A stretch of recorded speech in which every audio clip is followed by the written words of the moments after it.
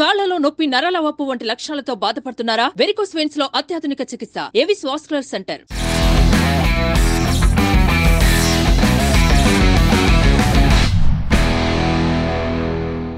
Sunitha Williams గారు తిరిగి వస్తారా? వెళ్ళేటప్పుడే దాంట్లో కొన్ని లీక్స్ చూశారు, ఒక లీక్ అయినా దీన్ని పంపించారు, తెలిసి పంపించారు. తెలుసు కదా సార్, రిటర్న్ అనేది ప్రాబ్లం అవుతుంది. But human life at stake or not, they are not worried scientists.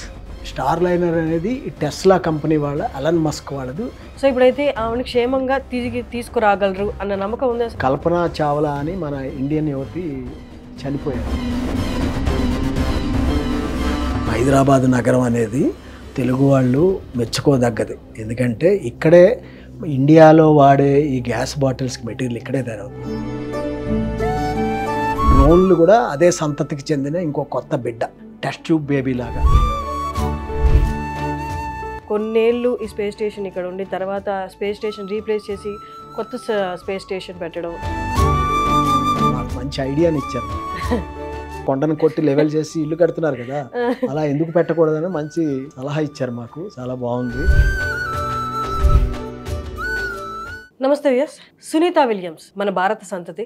June 5వ తారీఖున బోయింగ్ స్పేస్ షిప్ ద్వారా స్పేస్ స్టేషన్కి వెళ్ళిన విషయం మనందరికీ తెలిసే. కానీ స్పేస్ స్టేషన్కి వెళ్ళిన తర్వాత అది కేవలం 10 రోజుల యాత్ర మాత్రమే. కానీ ఇప్పటికీ ఆల్మోస్ట్ 20 రోజులు దాటింది, ఇంకా అక్కడి నుంచి సునీత విలియమ్స్ తిరిగి రాలేదు. మనం రీసెంట్ గా చూసిన న్యూస్ ఏంటి అంటే, స్పేస్ షిప్ లో కొన్ని టెక్నికల్ ప్రాబ్లమ్స్ ఉన్నాయి, హీలియం లీకేజ్ ఉంది, వాళ్ళు తిరిగి రావడం అనేది ఇంకా డిలే అవుతుంది. అసలు వాళ్ళు క్షేమంగా తిరిగి వస్తారన్న ప్రశ్నలు కూడా 20 రోజుల తర్వాత మొదలవుతుంది. అసలు ఇది ప్రాబ్లం ఎందుకు వచ్చింది, అసలు అక్కడికి వెళ్ళిన తర్వాత ఏమేమి ప్రాబ్లమ్స్ వాళ్ళు ఎదుర్కొంటున్నారు, మనతో డిస్కస్ చేయడానికి కేవీఏ చక్రవర్తి గారు ఉన్నారు, X senior scientist from ISRO. నమస్తే సార్.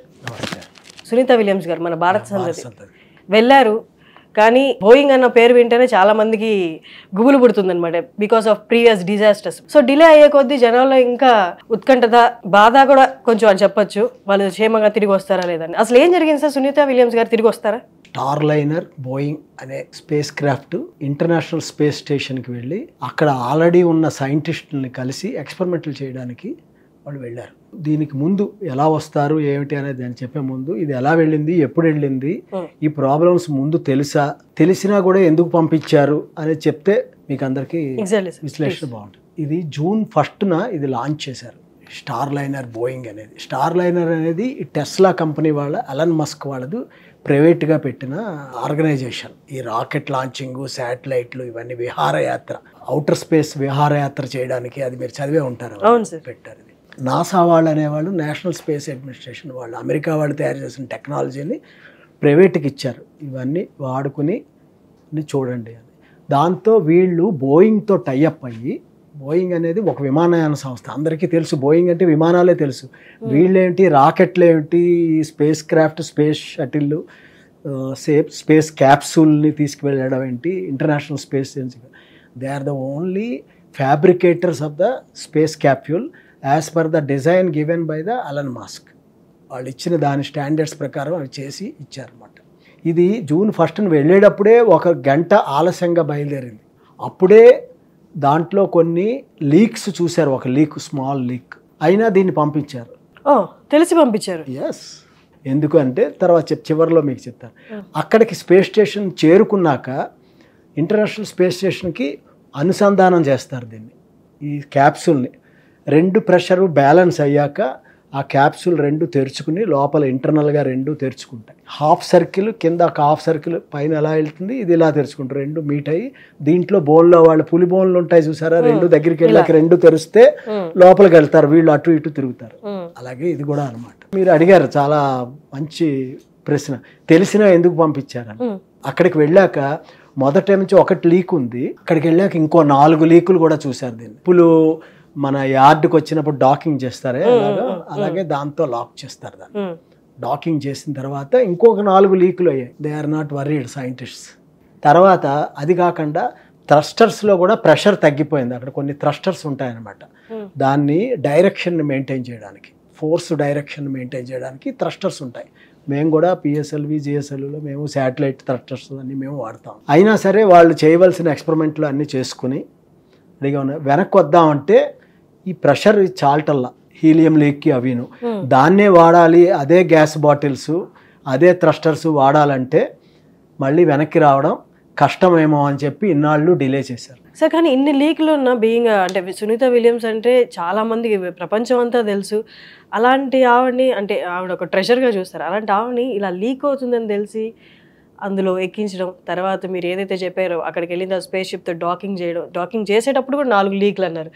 ఇదంతా అంటే బీయింగ్ అన్ ఆస్ట్రోనాట్ వాళ్ళకి తెలుసు కదా సార్, రిటర్న్ అనేది ప్రాబ్లం అవుతుంది. But human life at stake or not.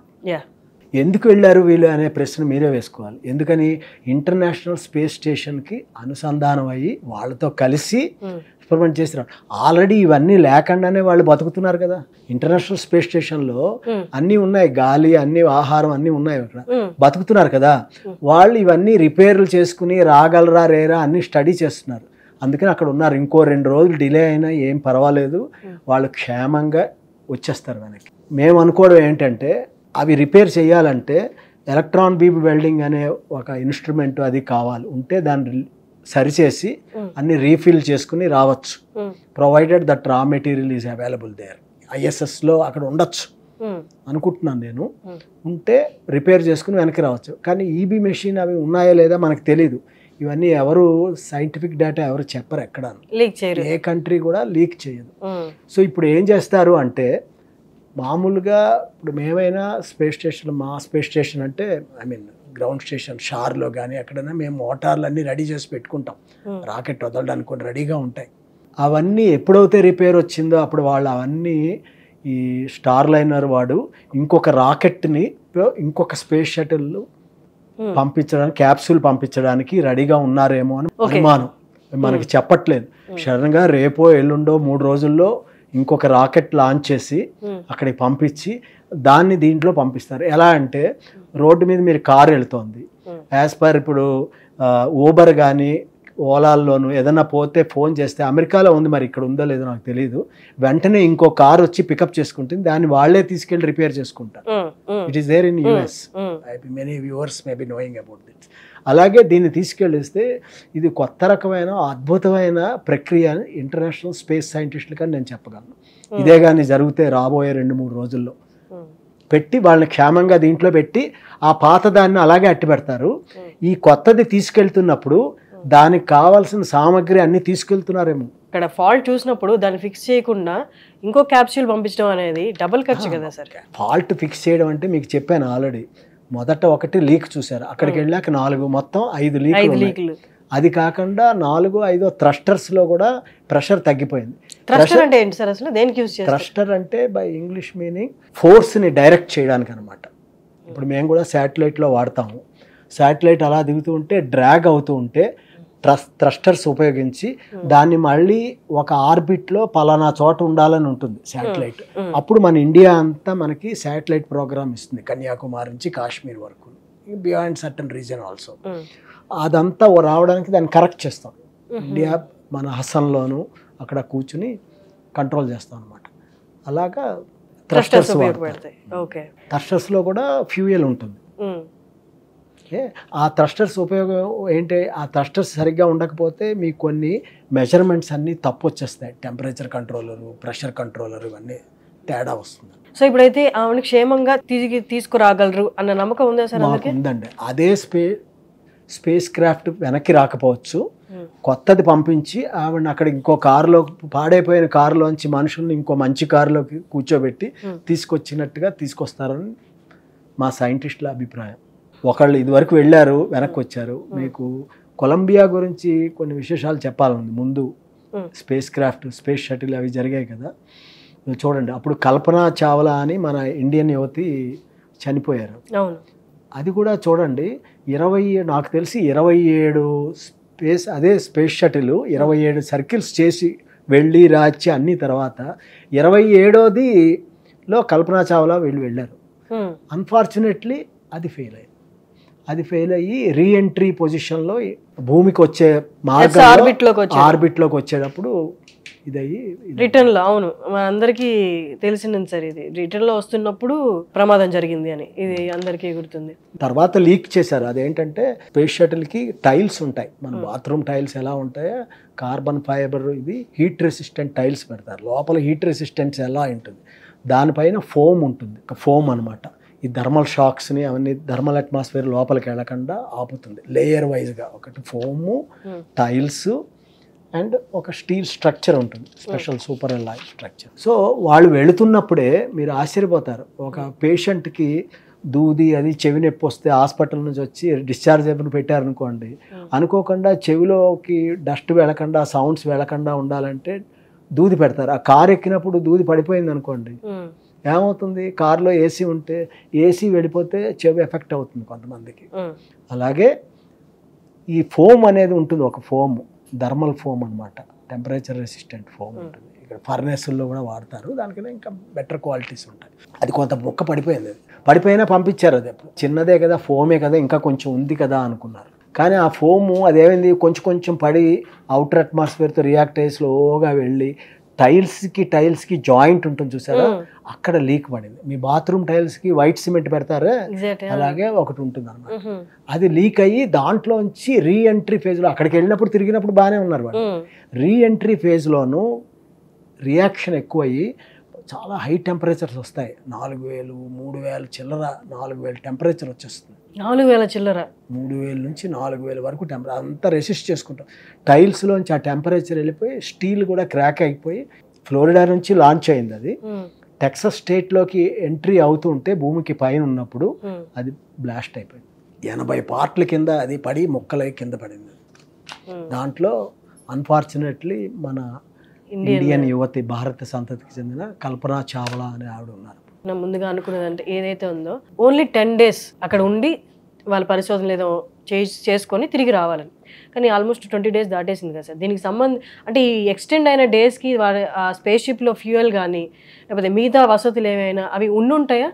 ఉండకపోయినా మీకు చెప్పా కదా ఇందాక, ఇంటర్నేషనల్ స్పేస్ స్టేషన్కి వెళ్ళారు వాళ్ళు, అక్కడ వాళ్ళు ఉన్నారుగా, వాళ్ళందరూ తింటున్నారు, తాగుతున్నారు, మంచినీళ్ళు అన్నీ ఉన్నాయి, గాలి ప్రెషర్ అనేది మెయింటైన్ చేస్తున్నారు. అది ధైర్యం, అర్థమైందా?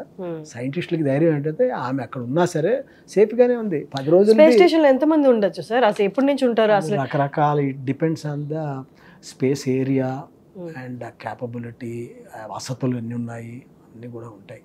తిండి, దానికంతా అక్కడ తినే తిండే వేరుగా ఉంటుంది స్పేస్లో తిండే. యాక్చువల్లీ ఈ స్పేస్ స్టేషన్ అనేది ఎక్కడ లొకేట్ అయి ఉంటుంది సార్? ఎగ్జాక్ట్గా లొకేట్ చేసి చెప్పగలమా మనం? చెప్పుకునే ముందు భూమికి పైన 5 రకాల అట్మాస్ఫియర్లు ఉంటాయి. ట్రోపోస్ఫియరు, స్ట్రాటోస్ఫియరు. ఈ ట్రోపోస్ఫియర్ ఒక 10 కిలోమీటర్ల వరకు ఉంటుంది భూమి నుండి 10 కిలోమీటర్ల ఎత్తులో, అక్కడ గ్రౌండ్ నుంచి విమానాలు అవి ఎగురుతుంటాయి. ఇంకొంచెం పైన కూడాను జట్లు అయితే ఇంకాస్త పైకి వెళుతూ ఉంటాయి. స్ట్రాటోస్ఫియర్ అని ఉంటుంది, 40 కిలోమీటర్లు 30 కిలోమీటర్ల వరకు ఉంటుంది. మియోస్ఫియర్ అని ఉంది, అది 50 కిలోమీటర్లు ఉంటుంది. ఆ పైన థర్మోస్ఫియర్ అని ఉంటుంది. థర్మో అని చెప్పంగానే టెంపరేచర్ వేరియేషన్స్, థర్మల్ డిఫరెన్సెస్ ఉంటాయి మీకు, అందుకని అక్కడ పెట్టకుండా ఎక్స్పోస్ఫియర్ అని ఉంటుంది. అది is known as outer space స్టేషన్స్కి అన్నిటికీ అనువైన ప్రదేశం అని చాలా స్టడీస్ తర్వాత అమెరికా, ఈవెన్ రష్యా వాళ్ళు అందరూ కలిపి చేశారన్నమాట, యూరోపియన్ స్పేస్ ఏజెన్సీ. సో అక్కడే పెట్టుకుంటారు. ఓకే, సో అది అబౌట్ 400 కిలోమీటర్స్ అలా ఉంటుంది. 400 kilometers ఫ్రమ్ ఎర్త్, భూమి నుంచి 400 కిలోమీటర్ల పైన. దాన్నే లియోస్ ఆర్బిట్ అని కూడా అంటారు. ఇప్పుడు మన శాటిలైట్లు అన్నీ కూడా అక్కడ తిరుగుతూ ఉంటాయి. సో మీరు అనొచ్చు వాళ్ళు అన్నం తిన్నారు, లేకపోతే వాళ్ళకి దాహం వేస్తోంది, మీరు ఇందాక అన్నారు ఇంకొక 4 పాడైపోయాయి, ఎలా పాడైపోయాయని మీరు ఎలా తెలుసుకున్నారండి అని అనొచ్చు కదా. ఇవన్నీ పాడైపోతే వాళ్ళందరూ ఆ శాటిలైట్కి లింక్ పెట్టుకుంటారు, కమ్యూనికేషన్ శాటిలైట్స్. ఈ శాటిలైట్స్ లో ఎర్త్ ఆర్బిట్ అంటారు. ఆర్బిట్లో శాటిలైట్లు తిరుగుతూ ఉంటాయి, దాంతో లింక్ పెట్టుకుని కమ్యూనికేషన్ వేస్తే డైరెక్ట్గాను ఉంటుంది, త్రూ శాటిలైట్ ఉంటుంది వాళ్ళకి. సో ఇప్పుడు ఈ స్పేస్ స్టేషన్ ఉంది కదా సార్, అలాగే రెస్పెక్టివ్ కంట్రీస్కి రెస్పెక్టివ్ స్పేస్ స్టేషన్స్ ఉంటాయి. ఫర్ ఎగ్జాంపుల్ చైనాకి ఒక స్టేషన్ ఉంటుంది, రష్యాకు ఉంది అండ్ అమెరికాకు ఉంది. సార్ ఈ స్పేస్ స్టేషన్కి ఈ స్పేస్ మాకు అని అలా అక్కడ ఏమైనా క్లెయిమ్ చేసుకుని స్టేషన్స్ పెట్టుకున్నారా? How does this space stations work? మంచి ప్రశ్న. ఇంకా ఇప్పుడు ఈ భూమి నాది, బార్డర్లో ఈ భూమి నాది నాది నీది అని కొట్టుకుంటున్నారు. ఇంకా అవుటర్ స్పేస్లో ఇంకా ఆ గొడవలు రావలేదు. ఎందుకంటే అవుటర్ స్పేస్కి వెళ్ళాక ఎవరిది నాదే అని అనడానికి లేకుండా, అలాగే సీకి కూడా లిమిట్లు ఉన్నాయి. మన భూమి నుంచి 200 కిలోమీటర్స్ సీ అంతా మనదే, వేరే వాళ్ళు వచ్చి చేపలు కూడా పట్టకూడదు. అలాంటి కండిషన్ అవుటర్ స్పేస్లో ఇంకా ఏమీ లేదు ఇప్పటి వరకు. పోతే మీరు అడిగారు ఎక్కడ ఎలా పెట్టుకుంటున్నారు, చైనా వాళ్ళు ఎలాగా, అమెరికా వాళ్ళు ఎలాగా. ఏ రాకెట్ అన్నా వదలడానికి earth's gravitation force escape velocity తక్కువగా ఉండే చోట పెడతారు. మన షార్ ఒక ప్లేసు, అలాగే అమెరికాలో ఫ్లోరిడా నుంచి, అక్కడి నుంచి లాంచ్ చేస్తే మీకు తక్కువ ఫ్యూయల్ కాస్ట్తో దగ్గర డిస్టెన్స్కి వెళ్ళిపోతారు. ఏ కంట్రీకి ఆ కంట్రీకి వెళుతోంది ఆ లైన్ ప్రపంచ మ్యాప్లో చూస్తే, వాళ్ళు దానికి దగ్గరగా లాంచ్ కాస్ట్ తక్కువ అయ్యేలాగా అక్కడి నుంచే లాంచ్ చేసి దాన్ని ఎదురుగుండా అక్కడ పైన పెట్టుకుంటారు వాళ్ళు. Okay, not so straight, maybe at an angle, at some angle, so that they will come back also to that spot safely. సరే, బోయింగ్ అండ్ స్టార్లైన్ కంపెనీస్ ద్వారా త్రూ అంటే బోయింగ్ స్పేస్ షిప్ అని పెట్టారు కదా, కానీ బోయింగ్కి ఇంతకు ముందే చాలా అంటే డిజాస్టర్స్ జరిగిన హిస్టరీ ఉంది కదా సార్. బట్ వాళ్ళు వెళ్తున్నప్పుడు ఎందుకని మినిమం జాగ్రత్తలు పాటించలేదా, లేకపోతే ఏంటి అక్కడ ధైర్యం ఏంటి?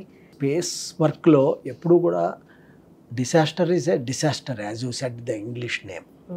కెటాస్ట్రాఫిక్ సడన్, వాటితోటే బోల్డ్ అన్ని లెసన్స్ అందరూ నేర్చుకుంటారు. రైట్ ఫ్రమ్ కల్పనా చావ్లా అప్పటి నుంచి చూసినప్పుడు కూడా దాన్ని అంతా మార్చేశారు టెక్నాలజీ. ఇంకా బెటర్ టైల్స్, బెటర్ ఫోమ్స్ ఆ ప్రెషర్స్కి విత్ స్టాండ్ అయ్యి బయటికి రాకుండా ఉండవే అన్నీ కనిపెట్టారు. బోయింగ్ అనేవాళ్ళు ఇప్పుడు ఏరోస్పేస్ ఇండస్ట్రీస్లో రాకెట్లు ఎలాగా, మిసైల్స్ ఎలాగ, ఇవన్నీ ఏరోస్పేస్లోకే వస్తాయి. విమానాలు తయారు చేయడం, హెలికాప్టర్లు తయారు చేయడం కూడా దీంట్లోకి వస్తాయి. ఈవేళ రేపు డ్రోన్లు కూడా అదే సంతతికి చెందిన ఇంకో కొత్త బిడ్డ, టెస్ట్ ట్యూబ్ బేబీ లాగా. ఓకే అనుకోండి అలాగా. సో బోయింగ్కి హీ నోస్ అవుటర్ స్పేస్కి వెళ్ళేటప్పుడు విమానానికి కానీ దేనికైనా లిఫ్ట్ ఆఫ్ ఎలాగా, control and guidance, telemetry data అని అన్నీ ఉన్నాయి వాడికి.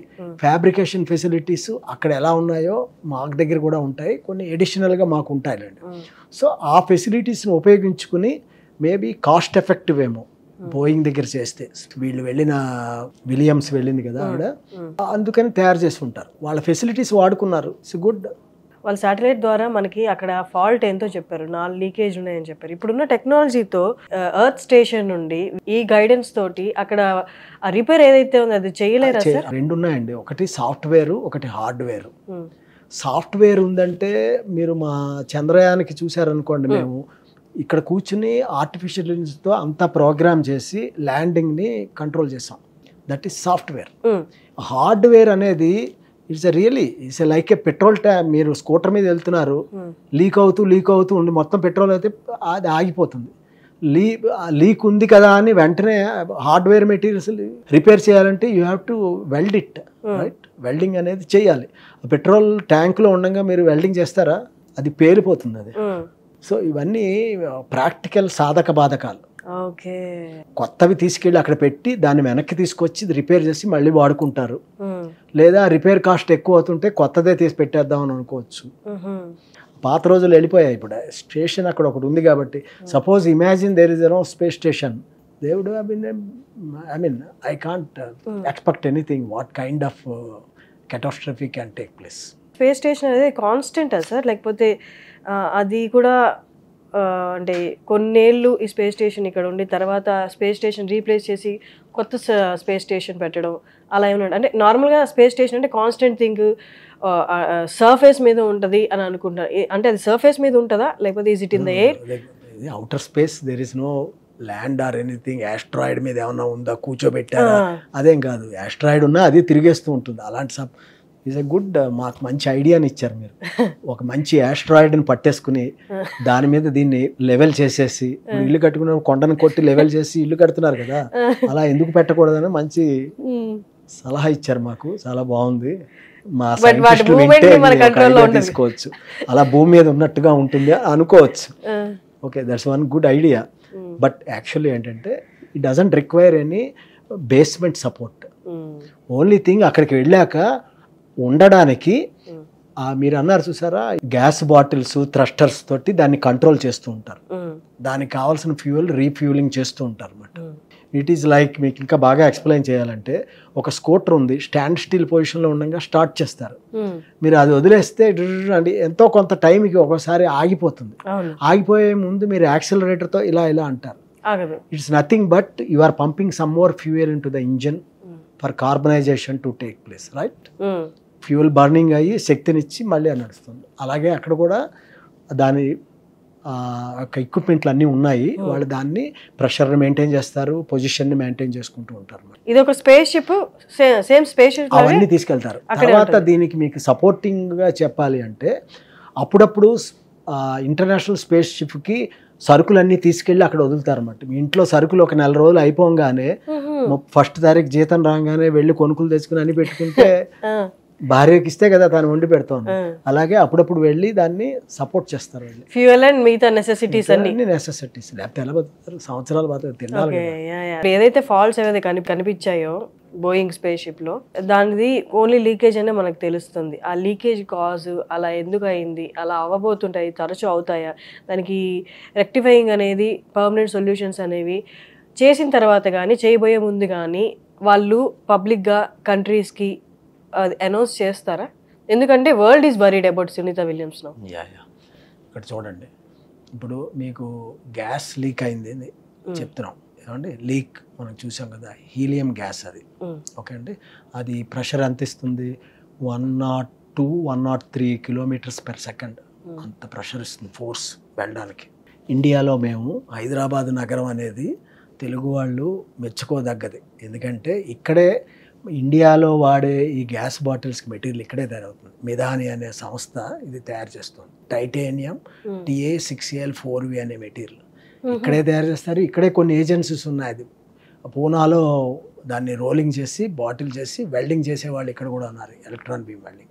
మేము ట్రివాండ్రంలో కూడా చేసేవాళ్ళం ఇది వరకు. సో అది టైటానియం ఎల్లాయే వాడతాం. కానీ వీళ్ళు ఏం చేశారు, అలన్ మస్క్ వాళ్ళు, మీరు ఎక్కువ మందిని తీసుకెళ్లాలంటే dead weight of the vehicle, transporting vehicle ఇది, దాన్ని తగ్గించుకోవాలి.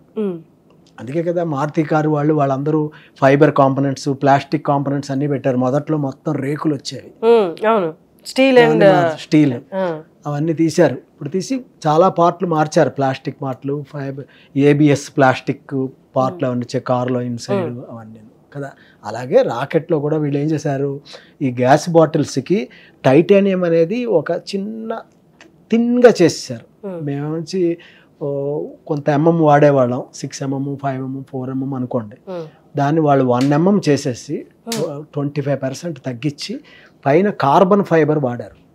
కార్బన్ ఫైబర్ ఇవన్నీ చాలా లైట్ మెటీరియల్స్. సో అది సపోర్ట్గా ఇచ్చి ఫంక్షనల్లీ, టెక్నికల్గా, మెటీరియల్స్ ఫంక్షనల్లీ టైటానియం పనిచేస్తుంది, ఫోర్స్కి దీనికి పనిచేస్తుంది ఫైబర్, కార్బన్ ఫైబర్. ఇప్పుడు లీక్ అయింది, కార్బన్ ఫైబర్లో లీక్ అయ్యి అది లోపలికి టైటానియం పీస్లోకి వెళ్ళిపోయిందా, కన్నం పడి మెల్లిగా లీక్ అవుతుందా? Maybe in micron levels maybe. Leak అంటే నార్మల్గా అందరూ జస్ట్ మనకి టైర్కి అదే. ఇక్కడ లీక్ ఏంటంటే బేస్ మెటీరియల్ మీద లీక్ ఒకటి ఉంటుంది, దాన్ని వెల్డ్ జాయింట్ ఒకటి ఉంటుంది, ఈబీ వెల్డింగ్ చేసిన అక్కడ లీక్ అయిందే మనకి డీటెయిల్స్ తెలియదు. ఇవన్నీ ఏంటంటే ఇవన్నీ 6 నెలలు సంవత్సరం పోతే కానీ వాళ్ళు ఏమీ కక్కరు. తెల్లవాళ్ళు అమెరికా వాళ్ళు ఎక్కడ డేటా ఇవ్వరు, మెల్లిమెల్లిగా బయటకు వస్తాయి. ఇవన్నీ ఓన్లీ ఎక్స్పెక్టేషన్స్, ఎక్కడ లీక్ అయింది మనకు తెలియదు. ప్రెషర్ డ్రాప్ అయిందంటే మటుకు నేను చెప్పడం ఏంటంటే, ఫస్ట్ వెల్డ్మెంట్లో లీక్ అయి ఉండొచ్చు. లీక్ అయింది కనపడింది అంటే ప్రెషర్ గేజెస్ ద్వారా ప్రెషర్ తగ్గిపోయిందని కనిపెట్టారు, అంటే కార్బన్ ఫైబర్ ఏమీ లీక్ అవ్వలేదు అనమాట. దెన్ కార్బన్ ఫైబర్కి టైటానియం ఎలాయ్కి మధ్యలో ఎక్కడ గ్యాప్స్ ఉన్నాయని మనకు తెలియదు. అది ఎలా బయటకు, ఇవన్నీ అజంప్షన్స్ ఇవన్నీ. అది డేటా బయటికి రావాలి, వస్తే కానీ మనం చెప్పలేము. Okay, thank you so much sir. So మనకి తెలియని కొంత టెక్నికల్ డీటెయిల్స్ కూడా సార్ మనతో షేర్ చేసుకున్నారు. సో ఏదేమైనా కానీ రీజియన్, కంట్రీ దేంతో సంబంధం లేకుండా సునీత విలియమ్స్ క్షేమంగా తిరిగి ఎర్త్కి రావాలని అందరూ కోరుకుంటున్నాము.